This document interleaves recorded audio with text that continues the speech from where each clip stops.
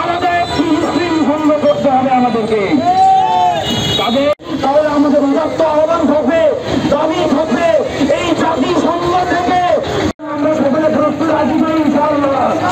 আল্লাহকে সাক্ষী রেখে বলতে চাই, আজকে দাঁড়িয়ে আমরা কি বলবো, এই সারা বিশ্বের জাতি সংঘ থেকে দেশ থেকে বলতে চাই, যদি এইরকম হামলা চালু থাকে এমনকি সেইখানে আমাদের প্রকৃত স্বৈরাচার সরকার কথাই বুঝি ভারতের নিরীহ মুসলমানদের উপর নির্মমভাবে হত্যাযজ্ঞ চালাচ্ছে। সরকারের পক্ষ থেকে যেন উল্লেখযোগ্য ভূমিকা গ্রহণ করা হয়। এই ভারতের ফিলিস্তিনের যে হামলা হয়েছে এই ব্যাপারে যেন উল্লেখযোগ্য পদক্ষেপ গ্রহণ করে। পাশাপাশি ইসরায়েলি যত পণ্য আছে সকল পণ্যগুলিকে আমাদেরকে বয়কট করতে হবে। পারবো না, কিন্তু